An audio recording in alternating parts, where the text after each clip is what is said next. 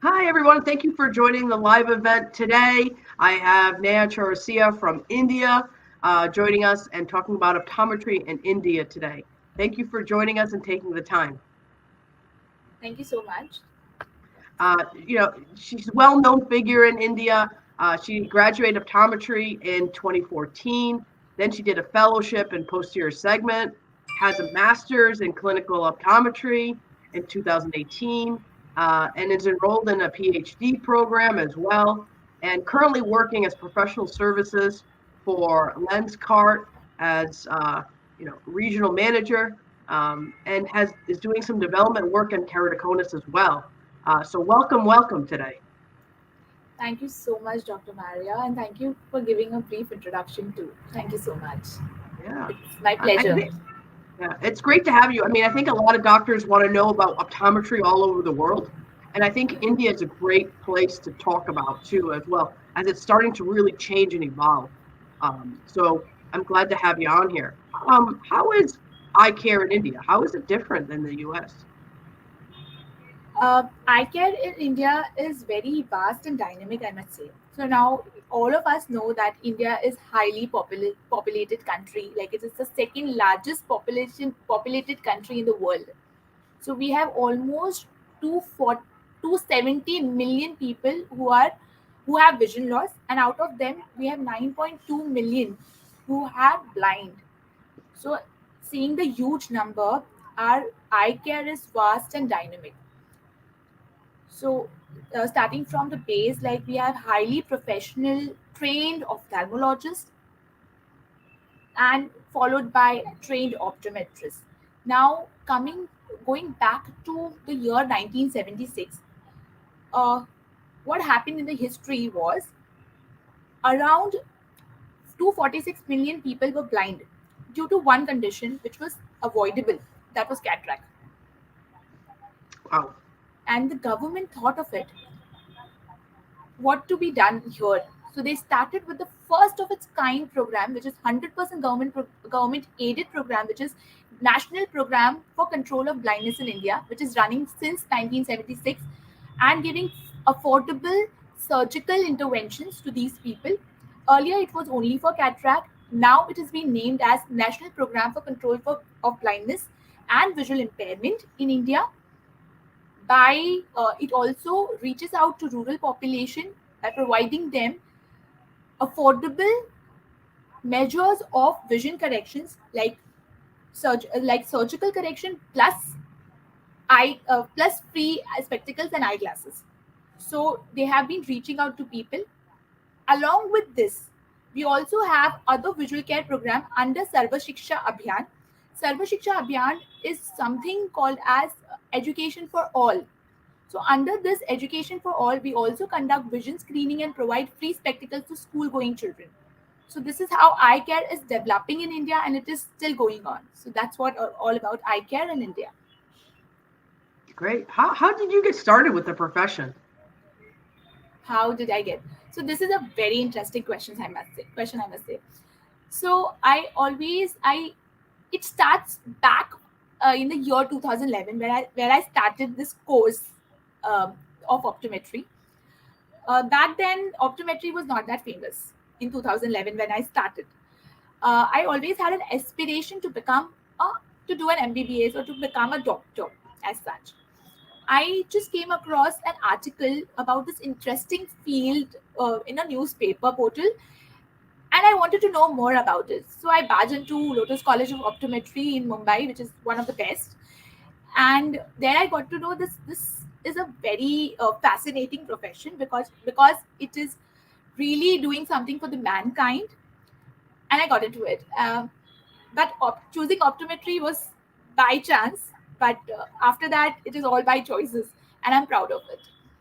Yeah, it's a great profession. I love it. People are like, "How do you do all this work? How do you do all these things in optometry?" Well, it's really a passion.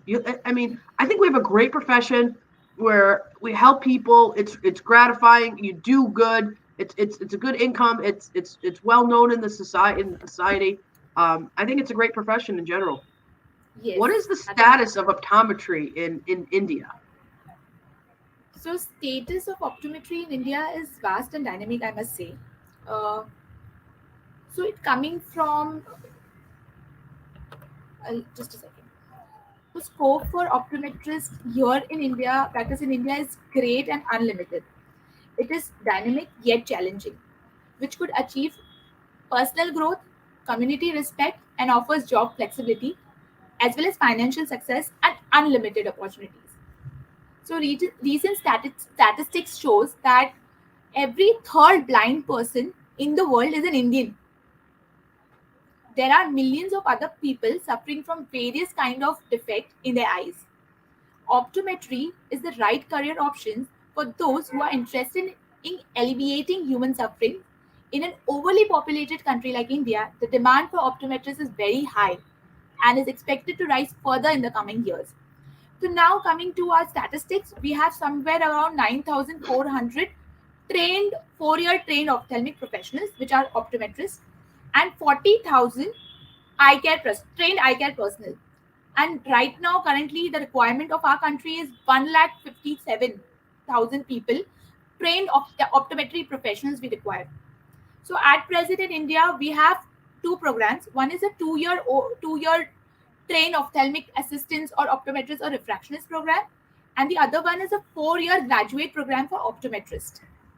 So, and in the recent last 2 years, in India, optometry was still not recognized. And professions like optometrist heads, a lot of people, Brian Holden also helped us, Professor Brian Holden, who was also one of the key founder of Indian Optometric Federation. Along with them, now optometry has become an independent primary healthcare profession. It is now become an act through an allied healthcare bill which was passed in the parliament in the year 2021 under the name as National Commission for Allied and Healthcare Professions. So we actually strive hard to get recognition in India. So now we are a recognized professional in India. So we have two courses, 2-year diploma in optometry and 4-year graduate in optometry. That is current status of optometry in India. Wow, that's great to know. So the 2-year program is just basically for refraction, and so they can work in office and refract, and then Yes. how do they just do anterior seg? They what is that scope there for that 2-year program? Because that affects everyone all over the world. So um, can you just give us a little more information on that if you can? The 2-year Correct. program. So basically, for this 2-year professional course, we, according to the act, they have to be trained for a particular hours. So they have to be they minimum 2 years they have to spend, and they have to spend 2 hours of education under that.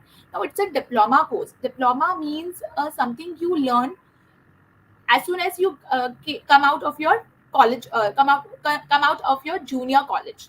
So as soon as you want to get into something which is a basic of optometry, it is not complete diagnostics as such. They learn basics of refraction, basic of eye anatomy and body, and they also get 1 year of clinical exposure as an internship program. So it's a total 3 years program, 2 year of classroom and 1 year internship. As soon as they graduate, they are being taken up as a refractionist or they are called as diploma in optometry. Right now they are called as optometrists in India, or because they are not degree holders, but they have they have diplomas, and now they are jumping. These people can now get graduated and study further. So all these people who are diploma right now, they also study further for 4-year graduate program. So it becomes 4 plus 2 6 years program for them. Great. It's great to see that they're like expanding their knowledge, just getting beyond just refraction, because that's what optometry is all over the world, especially in the US. It's just beyond refraction. So it's good to see that optometry in India is expanding. So I think Yeah. So that's one important more for all point. of us. Thank you. So one more point which I want to add with diploma of optometry, they are, according to the law, they can work under a trained optometrist, who is a 4-year graduate optometrist.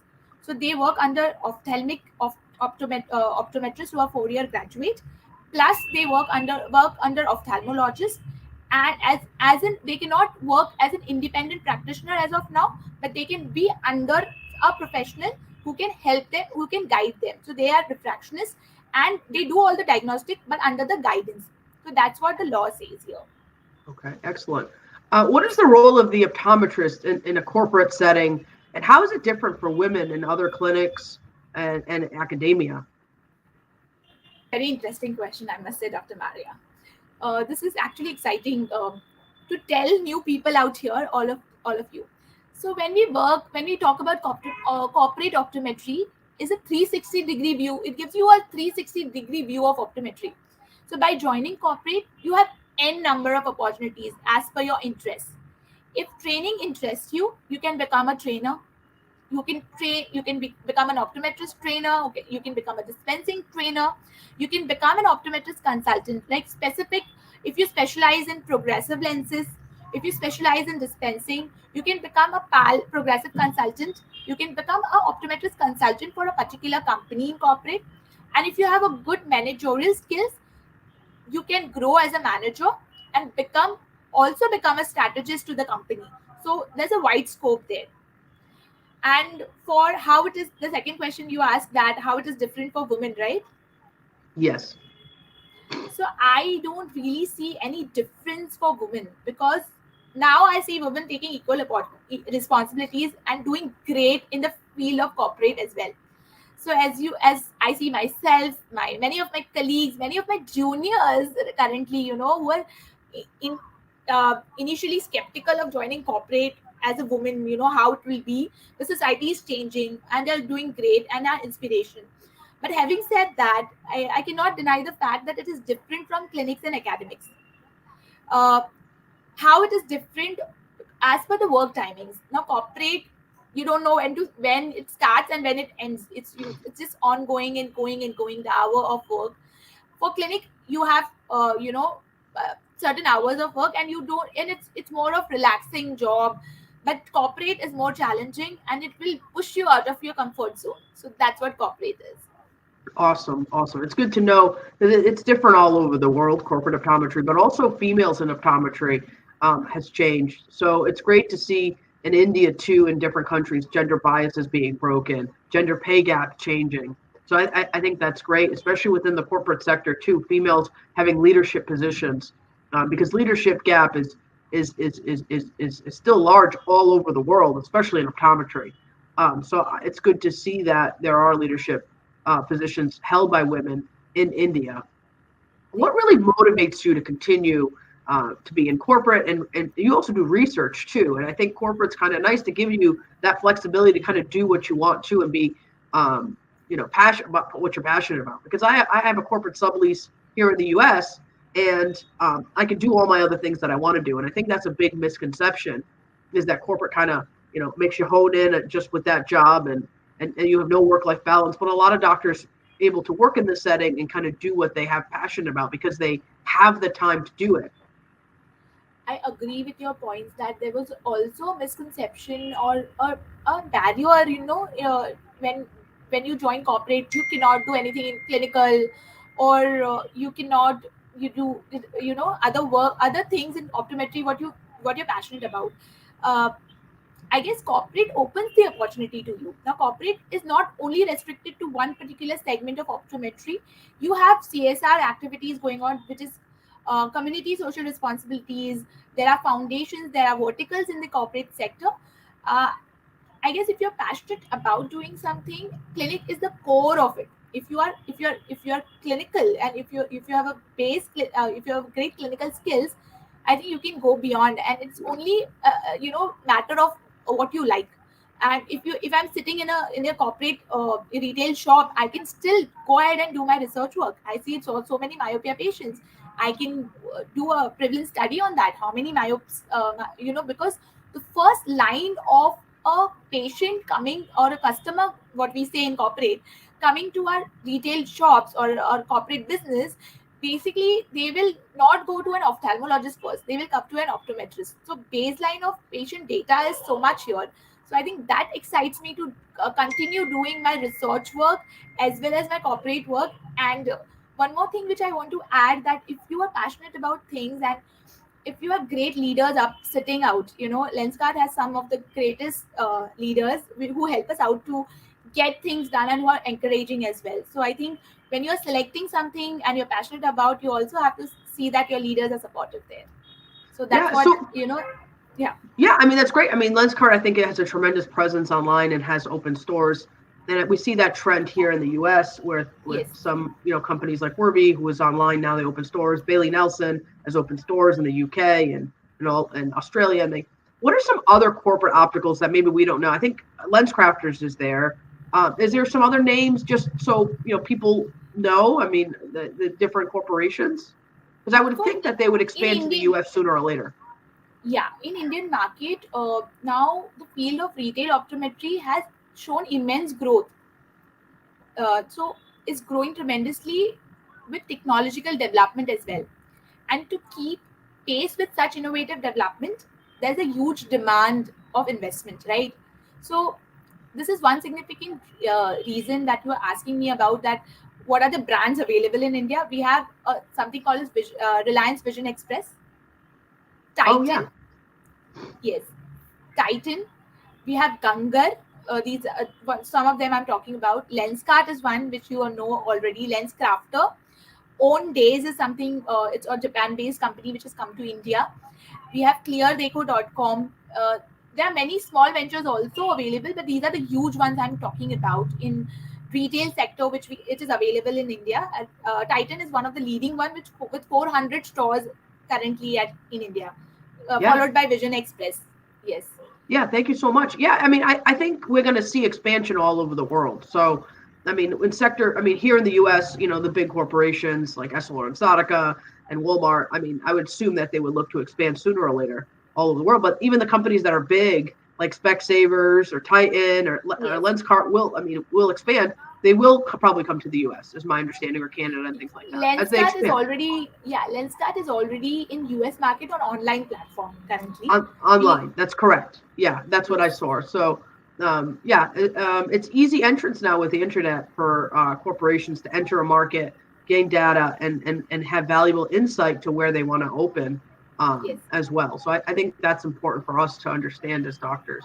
The scope of optometry in India, it really butts in with specialty practices. Uh, can you give us a little bit about the specialty that you talked about? Specialties in India, specifically, currently we have two sectors very more common. One is clinical practice. The second one is your retail practice. Now, but there is some in between. We have budding specialities coming, as many of the optometrists are looking into training themselves into specialities, like specialties in contact lenses, special contact lens specialities. Like in retail, what we do is soft contact lenses mostly. In specialty clinics, we also do rigid gas permeable RGP lenses, scleral lenses. These are specialties which are budding right now, and there are very few outlets, few specialty clinics, but mostly hospitals are doing these specialities. But we have specially trained optometrists who are working with specialty contact lenses. This one part. Then we have vision therapy. We have softwares like Binox, which actually you have home therapy systems, which you have to train the optometrists train themselves in specialty binocular vision assessment and vision therapies, which is one is Binox, and other uh, manual and online therapies as well available. Then the third specialty which I want to talk on, low vision care.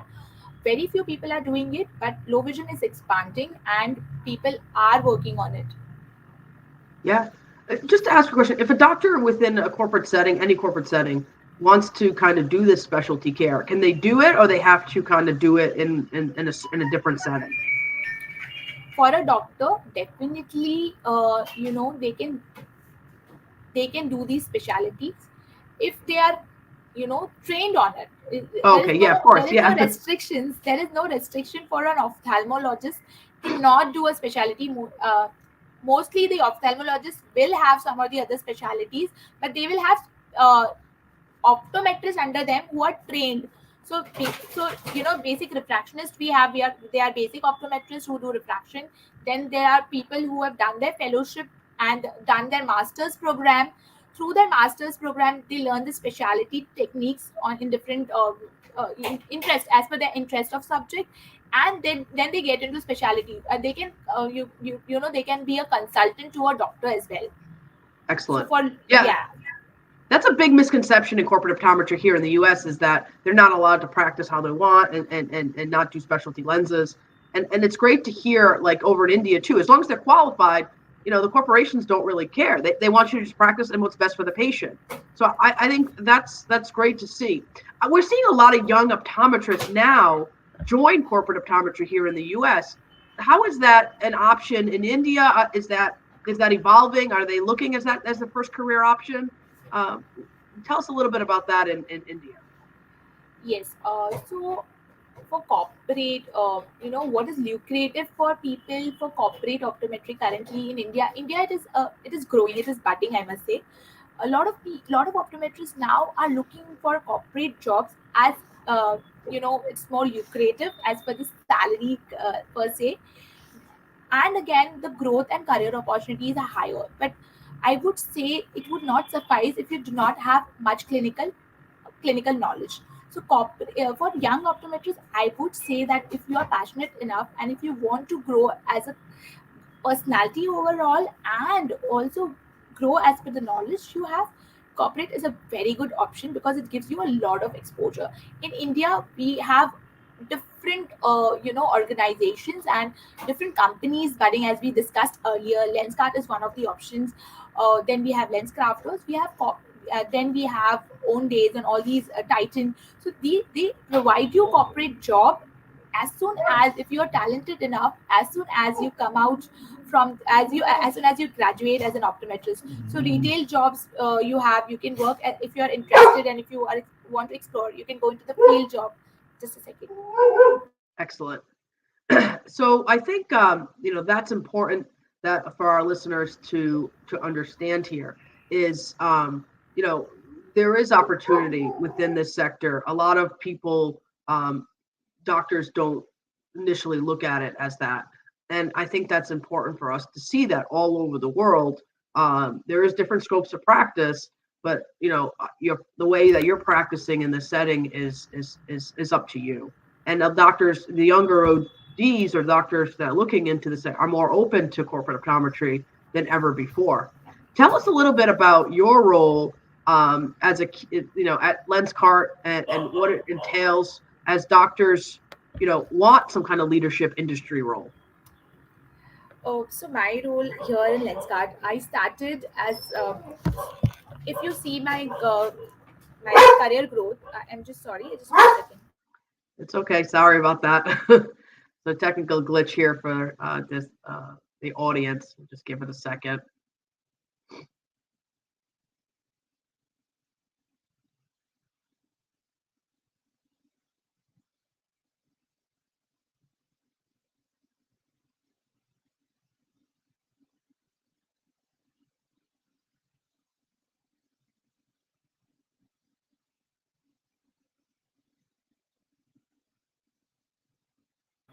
Extremely sorry. That's okay. That's fine. I mean, that's why it's Yes, a live event. It happens. sorry. Um, so, for my role, as you asked me, thank you for asking me this question because it always excites me to talk on this.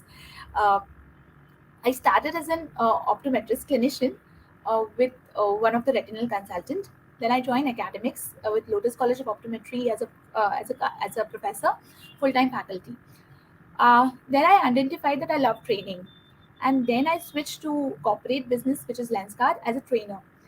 And within 3 years of my training experience, and where I was training our young professionals, I was picked up through an in-job promotion as a regional manager.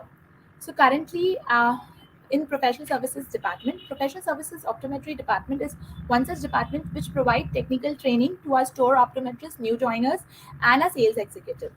So I handle this this department as a manager. I have cluster optometrists working under me who go to the stores and train people.